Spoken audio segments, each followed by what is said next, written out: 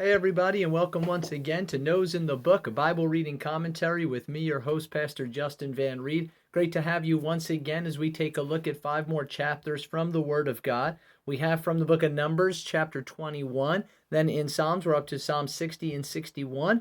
In Isaiah, we're going to finish chapter 10, starting in verse 5, going to the end of the chapter. And then also in the New Testament, we're up to James chapter 4. Please don't hesitate to ask any questions you have about any of these passages. I will do my best to answer those.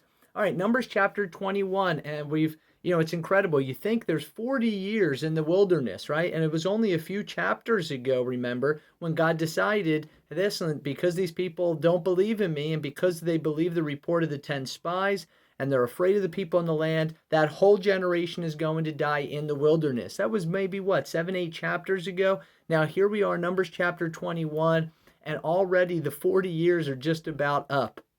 So that's why I say earlier, most of the time isn't a whole lot of traveling. It's a lot of camping. And now they're already here traveling to the edge of the promised land. They're getting up towards the land of Moab, which is going to be their final resting place. Now, there's still going to be some more travel logs between now and the end of Numbers, but by the time you get to the end of the book of Numbers, they're on the plains of Moab, and they're already there right across the Jordan River from the promised land. So, along their way here, some Canaanites from what's today southern Israel, what's called the Negev. It's the southern portion of Israel. Some Canaanites, they hear that they're nearby, so they come out and they attack them. And then the Israelites fight back against them. They have victory over them because the Lord provides it. But this is followed by the people complaining again. As incredible as it is to think, after all the judgment they've already faced because of all of their complaining, still here again, there's more complaining, more of this. Why did you bring us out from Egypt? You just bring us out here to kill us. We don't like all this food, blah, blah, blah, blah, blah. All this that they have, remember, their freedom and all of their food is coming miraculously by God. But they complain against God, they complain against Moses, and so God sends snakes against them, serpents, these venomous serpents that are biting them, people are dying, and so they cry out again, now this time for healing, and the Lord tells Moses, make a replica of a poisonous snake, attach it to a pole, all who are bitten will live if they simply look at it. And so Moses makes this snake out of bronze, attaches it to a pole, holds it up, and anyone who was bitten by a snake could look at the bronze snake and be healed. Of course, Jesus is going to use this later as an image of his own body being lifted up so that any who look to him would be healed, forgiven of their sin. And so it's just a beautiful picture here of judgment for sin, but also salvation when one looks on God's provision. Now, this actually is going to become a matter of idolatry later on in Israel's history and needs to be destroyed. But for now, it is their means of being saved from their snake bites. And it's pretty incredible to think again, even after all this complaining, God still has mercy on them, does not destroy them, but gives them a way out if they will take it. All right, that's Numbers 21. Actually, there's more. They then journeyed on towards Moab, as I said, and they're going to fight 2 battles here against the Amorites, Sihon and Og. And these 2 kings, these are significant battles. Later, when the people get into the promised land, some in the promised land, they hear that Israel had victory over Sihon and Og, and so they fear the Israelites because these are some bad dudes, some powerful dudes. And so the fact that Israel so easily, it seems, has victory over these guys is going to strike fear in their enemies in the book of Joshua when they're going through the land of Canaan. So again, they have victory over Sihon and Og, very significant victories here in the land of Moab, across the Jordan from the promised land. All right, Psalm 60 and 61. Now, Psalm 60 is basically, God, you have judged us, now heal.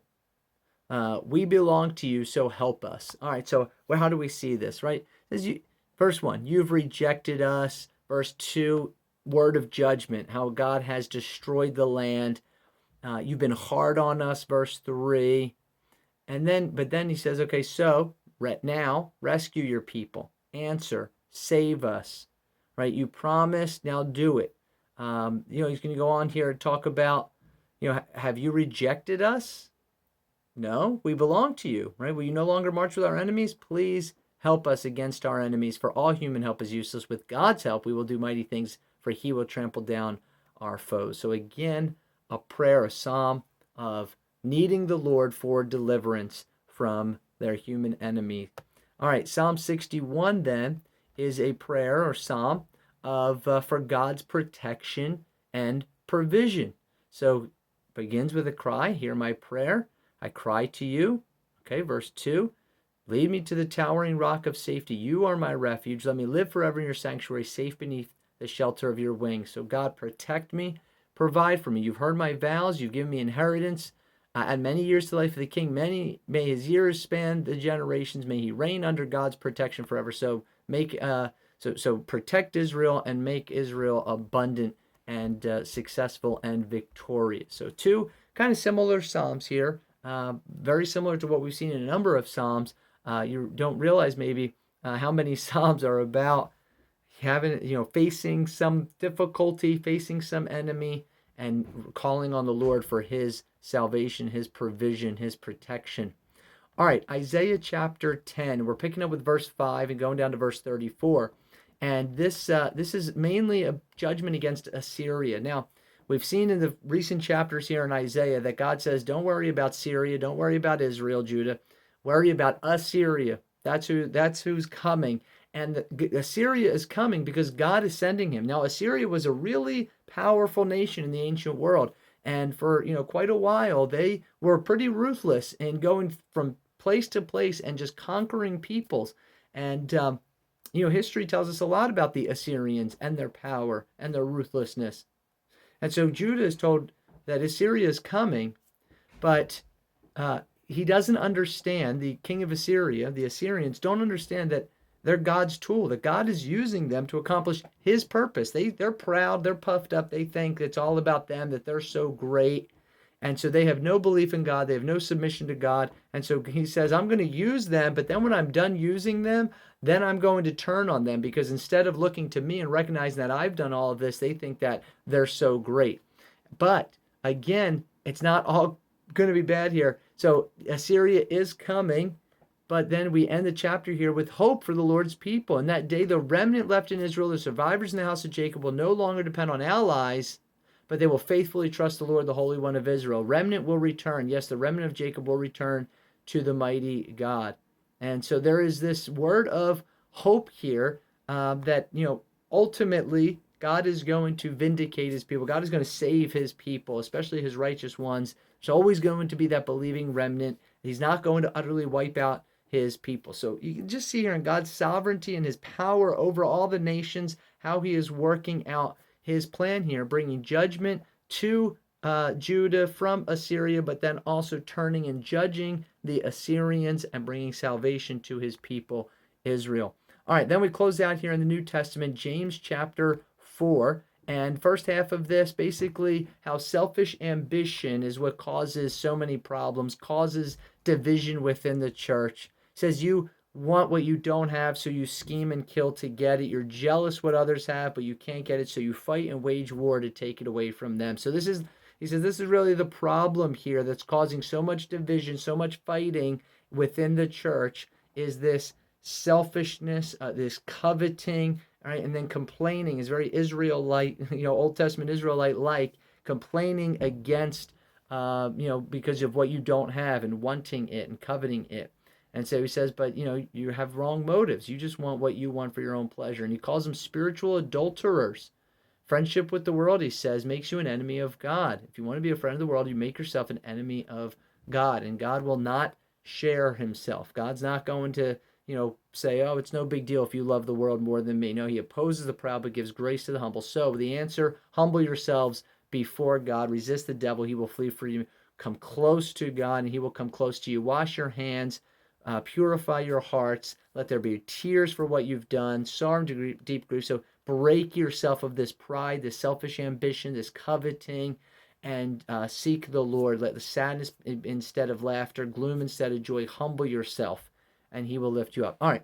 Then this ends here with this boasting about tomorrow. Where he says, don't say, here's what's going to happen. We're going to go here. We're going to do this as though you are the one in control. No, God is the one who's in control. So what you ought to say is, if the Lord wants us to, if the Lord wills it, then we're going to go here. We're going to do this or that. Now, obviously, you don't have to say this in every situation, in every case, but in your heart, this ought to be the perspective. This you ought to believe.